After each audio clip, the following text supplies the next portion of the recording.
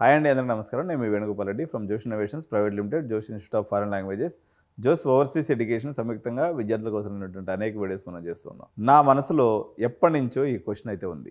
ఏంటి అంటే, తెలుగు రాష్ట్రాల్లో ఫ్యూచరిస్టిక్ టెక్నాలజీ కోర్సెస్ ఎందుకు మన ఇంజనీరింగ్ కాలేజెస్ అదేవిధంగా మన universities adapt చేసుకోలేకపోతున్నాయి?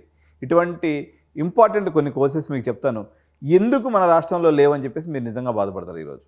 For example, electric vehicle technology, ఇది ఫ్యూచర్ మొత్తం దీందే కదండి. మన రాష్ట్రంలో ఎక్కడైనా ఊసుందా? కనీసం యూనివర్సిటీలో ఉందా? అవమానం కాదు. ప్రపంచం అంతా అటానమస్ వెహికల్స్, డ్రైవర్లెస్ కార్స్ వైపు దూసుకుపోతూ ఉంటే దీనికి సంబంధించినటువంటి టెక్నాలజీ కోర్స్ ఒక్కటి కూడా మన దగ్గర లేదు. ఓకే, రోబోటిక్స్, ఆటోమేషన్, ఇది చాలా ఇంపార్టెంట్ కోర్సు, చాలామంది విద్యార్థులు అడుగుతున్నారు.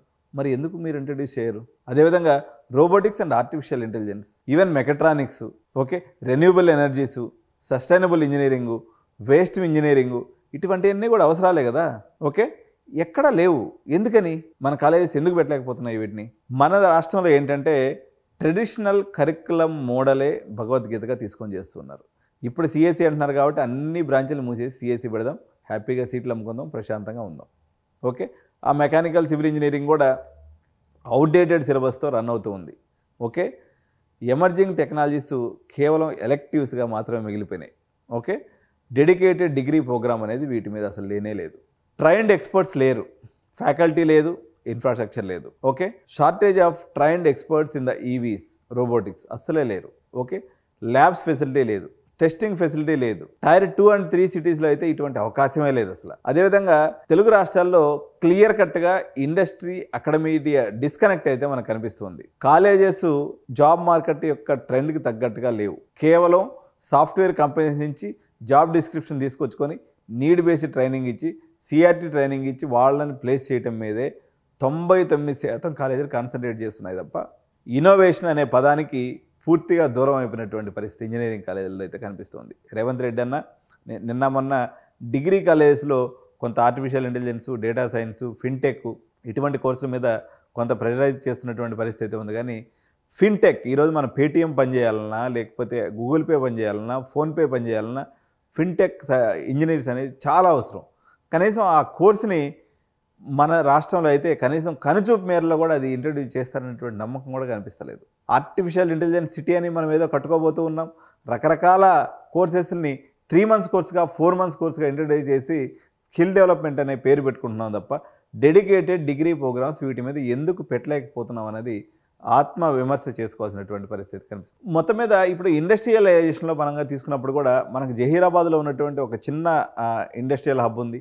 అదేవిధంగా fab city EC relevant hub ఉంది తప్ప పెద్ద సాఫ్ట్వేర్ మినహాయిస్తే రిమైనింగ్ ఏ కంపెనీల విషయంలో కూడా తెలుగు రాష్ట్రాలు ఉన్నాయి పూర్తి స్థాయిలో వెనకబడిపోయినటువంటి పరిస్థితి కనిపిస్తుంది. ఇప్పుడు ఏ రెవల్యూషన్లో మేము చేస్తామని చెప్పేసి 2 రాష్ట్రాల ముఖ్యమంత్రులు చెప్తున్నారు తప్ప దీనికి సంబంధించినటువంటి ఏ రకమైనటువంటి విధానాన్ని ఇప్పుడు అటుపక్క తెలుగు రాష్ట్ర ముఖ్యమంత్రి చంద్రబాబు నాయుడు గారు అయితేనేమో డ్రోన్ క్యాపిటల్గా తను డిఫైన్ చేసుకుని ఆ రకంగా ముందుకు పోతామని చెప్తున్నాడు. వేరే రేవంత్ రెడ్డి గారేమో ఏఐ డ్రివెన్ సిటీని చేస్తాను నేను హైదరాబాద్ అని చెప్పేసి ప్రయత్నం అయితే చేస్తున్నారు తప్ప అవి ఇంకా చాలా ప్రాథమిక దశలో ఉన్నటువంటి పరిస్థితి అయితే మనకు కనిపిస్తుంది. ఇక్కడ మన రాష్ట్రానికి పక్కన ఉన్నటువంటి తమిళనాడు రాష్ట్రానికి ఒక ఇంపార్టెంట్ విషయం తెలుసుకోవాలి. రెగ్యులేటరీ డిలేస్ విషయంలో జేఎన్టీయూ వచ్చేసి జనరల్గా మనకి ఎట్లా ఉంటుందంటే అండి, అటానమస్ కాలేజీలో ఒక 30% సిలబస్ వీళ్ళ ఓన్ సిలబస్ని డిఫైన్ చేసుకునే దానికి అవకాశం ఉంది. ఇప్పుడు పూర్తి స్థాయిలో దాన్ని కూడా తీసిపడేసి 100% జేఎన్టీయూ రెగ్యులేటరీ ఇచ్చే సిలబస్ని తప్ప కొత్త సిలబస్ని పెట్టడానికి లేదు అని చెప్పేసి నిర్ణయం తీసుకోవడం ద్వారా ఇది చాలా దురదృష్టకరమైన నిర్ణయం. వేరే తమిళనాడులో ఏ కాలేజీలో అన్నా యూనివర్సిటీ కాలేజెస్ తీసుకున్నా కాలేజీలకి పూర్తి స్థాయి స్వేచ్ఛ ఉంది. వాళ్ళకి నచ్చినటువంటి సిలబస్ని పెట్టి రన్ చేసుకోవచ్చు. అందువల్ల వాళ్ళకి చాలా నిత్య నూతనమైనటువంటి ఇండస్ట్రీ రిలవెంట్ కోర్సెస్ అయితే రావడం జరిగింది. ఇప్పుడు ఉదాహరణకి సిబిఐటి, వాసవి, విఎన్ఆర్, జేఎన్టీయూ లేకపోతే టాప్ 5 కాలేజీలో చేరేటువంటి విద్యార్థుల యొక్క టెక్నికల్ నీడ్స్ లేకపోతే వాళ్ళకి అవసరమైనటువంటి ఎలెక్టివ్స్ యొక్క నీడ్స్ సపరేట్గా ఉంటుంది. చివరి కాలేజీ అయినటువంటి వాసవి ఇంజనీరింగ్ కాలేజో లేకపోతే టైర్ 4 ఇంజనీరింగ్ కాలేజెస్ ఏదైతే ఉంటుందో ఎగ్జాంపుల్గా టీకార్ ఇంజనీరింగ్ కాలేజ్ ఇట్లాంటి చివర అడుగు కాలేజెస్లో మనము అక్కడ అంత నిష్ స్టూడెంట్స్ రారు. దానివల్ల మీకు వాళ్ళకి తగినటువంటి కోర్సులను కూడా మనం డిజైన్ చేయాల్సినటువంటి అవసరం ఉంది తప్ప సిబిఐటీలో ఒకే సిలబస్, టీకేఆర్ కాలేజీలో ఒకటే సిలబస్, ఇంకొక చివరి కాలేజీలో కూడా ఒకటే సిలబస్ పెడితే పిల్లలు డిఫరెంట్ లెవెల్స్ ఆఫ్ స్టూడెంట్స్ ఉంటారు కాబట్టి అందరికీ ఒకే సిలబస్ పెట్టి చదివించడం వల్ల తీవ్రంగా విద్యార్థులు నష్టపోయేటువంటి అవకాశం ఉంది. వాళ్ళు ఇండస్ట్రీ రెడీకి కాకపోగా దేశానికి అతిపెద్ద అవరోధంగా ఇది మారేటువంటి అవకాశం ఉందని చెప్పేసి ఎవరైతే ఇంటెలిజెన్స్ పీపుల్, ఇంటెలెక్చువల్ నా ఛానల్ చూస్తున్నారో వాళ్ళందరికీ కూడా నేను సవినయంగా మనం చేస్తూ ఉన్నాను అనమాట. సో న్యూ కోర్సెస్ ఇంట్రడ్యూస్ చేసేటప్పుడు కాలేజ్, ఉదాహరణకి సిఎస్సి ఐఓటీ ఎంత బ్యూటిఫుల్ కోర్స్ అండి. ఇది హడావిడిగా తీసుకొచ్చారు, మొత్తం క్లోజ్ చేసి పడేశారు. రాబోయే కాలంలో కోటాను కోట్ల ఉద్యోగాలు సిఎస్సి ఐఓటీ మీద వచ్చేటువంటి అవకాశం ఉంది. సో ఆ కోర్సుని ఎవరు కూడా తీసుకురానటువంటి పరిస్థితి చెప్పారు. ఇప్పుడు సిబిఐటి కానీ, విఎన్ఆర్ కానీ, లేకపోతే సివిఆర్ ఇంజనీరింగ్ కాలేజీ ముగ్గురైతే ఈసీఈలో విఎల్ఎస్ఏ లాంటి కోర్సుని తీసుకొని వచ్చారు. సో సంతోషం. మిగిలిన కాలేజీలో కూడా అట్లీస్ట్ ఒక కాలేజీకి ఒక్కొక్కరు మంచి మంచి కోర్సులను తీసుకొని వచ్చి విద్యార్థులని డిఫరెంట్ టెక్నికాలిటీస్ మీద మనం కానీ ట్రైన్ చేసినట్లయితే ఎవరు కూడా నిరుద్యోగం అనేటువంటి బాధన పడకుండా వాళ్ళ స్కిల్కి తగినటువంటి పని. ఉదాహరణకి ఒక క్లాస్లో మీకు లాస్ట్ బెంచ్ పిల్లలు ఉంటారండి, 2-3 బ్యాక్లాగ్స్, 4-5 బ్యాక్లాగ్స్. వీళ్ళ గురించి ఎవరు ఎందుకు మాట్లాడరు? వాళ్ళు కూడా మనుషులే, వాళ్ళు కూడా మీకు ఫీజు కట్టే వస్తారు కదా. వాళ్ళ గురించి ఎక్కడ కూడా ఫోకస్డ్గా, డ్రివెన్గా వాళ్ళని ఎలా తీసుకెళ్లాలనేటువంటి స్ట్రాటజీ ఏ టెక్నికల్ ఇన్స్టిట్యూషన్ దగ్గర లేకపోవడం అత్యంత బాధాకరమైనటువంటి విషయం. అయితే పేరెంట్స్లో కూడా ఈ అయోమయం నెలకొని ఉంది.